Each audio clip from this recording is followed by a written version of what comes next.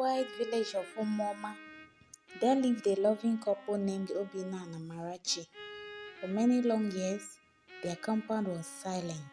No laughter of children, no tiny footsteps, only prayers. They visited Dibias, fasted, cried to the gods, and made countless sacrifices. Then, one blessed season, their prayers were answered. Amarachi gave birth to twin girls. The village rejoiced. Drums were beaten. Women sang. The elders declared the children a gift from heaven. The first twin was named Adanna because she was breathtakingly beautiful. She had glowing light skin, striking eyes like the morning sky, and hair so long and soft it flowed like river sick. The second twin was named Nkadi, but Nkadi was different. She was born bad. Her skin was very dark.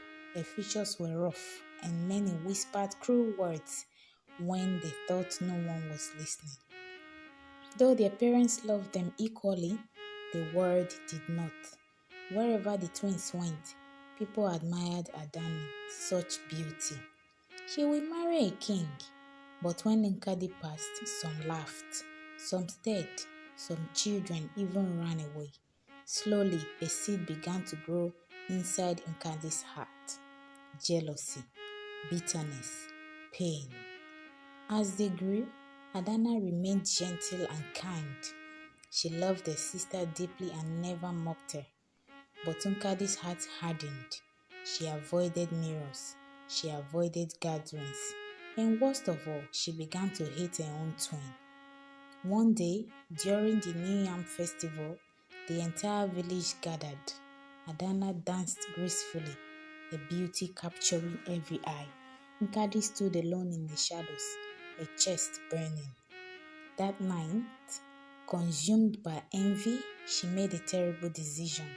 She sneaked into the forest to seek help from a feared woman known as Mama Onunu, a mysterious sorceress. Nkadi cried, "Give me beauty or take my sisters away." Mama Onunu smiled darkly. Beauty taken by force always carries a price. But Nkadi did not care. After the ritual, strange things began to happen. Adanna's hair started falling off. Her radiant skin faded. Her eyes lost their glow. Day by day, her beauty vanished. At the same time, Nkadi transformed. Hair grew like magic. Her skin lightened. Her features softened. The village gasped. People praised Nkadi and ignored Adanna. Nkadi finally felt victorious. But happiness did not come, only fear, because Adanna never cursed her, never accused her. She only wept silently. Soon, Mama Onunu returned to claim payment. Nkadi trembled. For beauty borrowed, the sorceress said, a soul must be surrendered. Nkadi screamed. The village heard. The truth was revealed. And before anyone could save her, Mama Onunu vanished with Nkadi into the night. Adanna's beauty slowly returned, and her heart remained heavy. She mourned not a lost beauty, but a lost sister. Many seasons passed in Umuoma. The memory of Nkadi did not fade. Some said she was dead. Some said the spirits had claimed her. Others whispered that anyone who followed the path of jealousy never returned. But Adanna never believed it. Every market day, every festival, every moonlit night, she thought of her sister, not with anger, but with sorrow. One Harmattan evening, as the wind carried dust across the village, a bent, ragged woman appeared at the edge of Umuoma. Her body was thin, her wrapper torn, her face hidden beneath tangled grey hair. Children ran from her. Dogs barked wildly. She walked slowly, painfully, like someone carrying an invisible burden. And she reached the village square. She collapsed.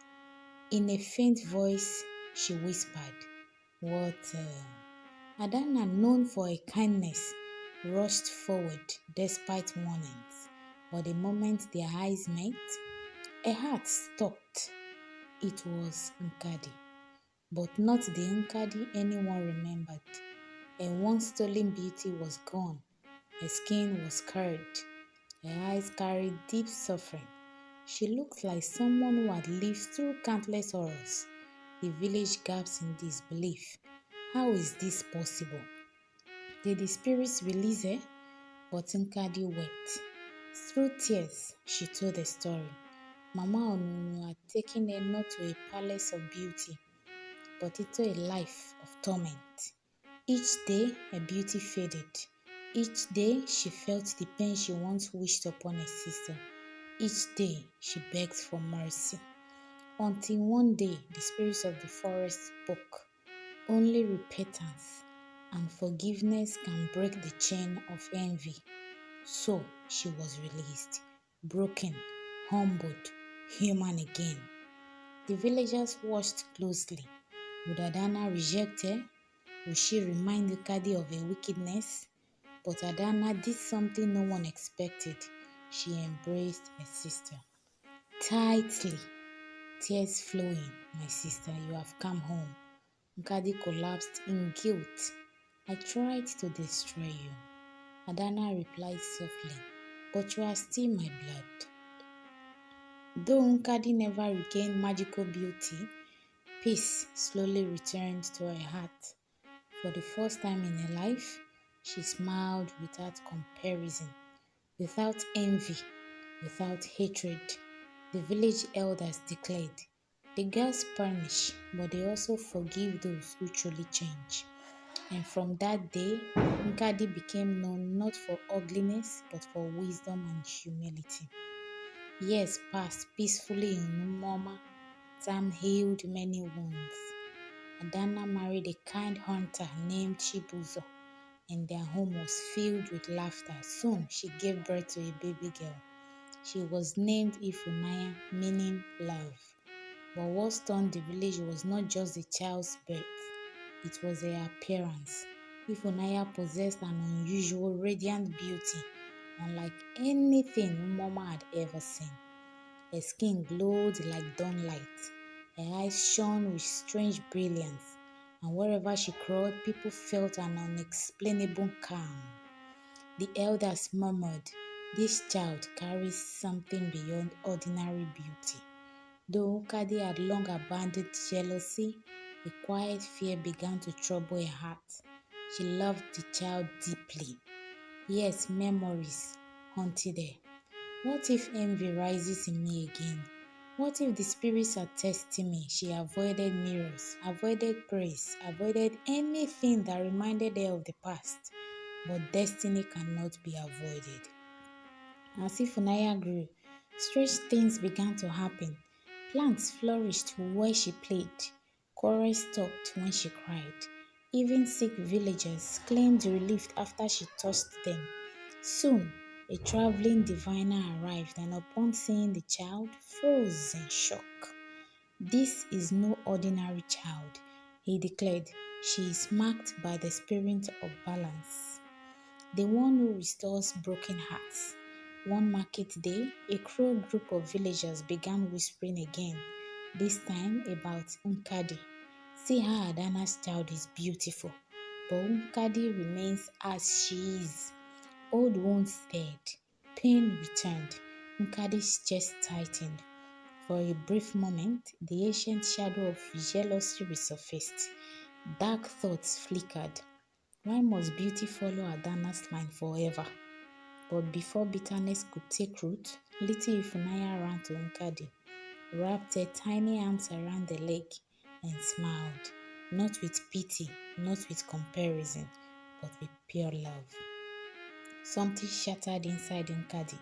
Tears poured uncontrollably. For the first time in her life, she understood. Beauty had never been her enemy. Comparison had been. Hatred had been. Her own heart had been. She lifted the child and cried, I am free. In that very moment, thunder rolled across a cloudless sky. the sign that the elders recognized instantly. The spirit had broken the chain. From that day, Nkadi's face did not change, but something greater happened. People began to see her differently. Her kindness, her strength, her wisdom, and many said, there is a beauty that lives beyond the skin. Morals of the story: envy is the prison, love is liberation, true beauty is the peace within a heart. Thank you so much for watching. Please subscribe, like, and share.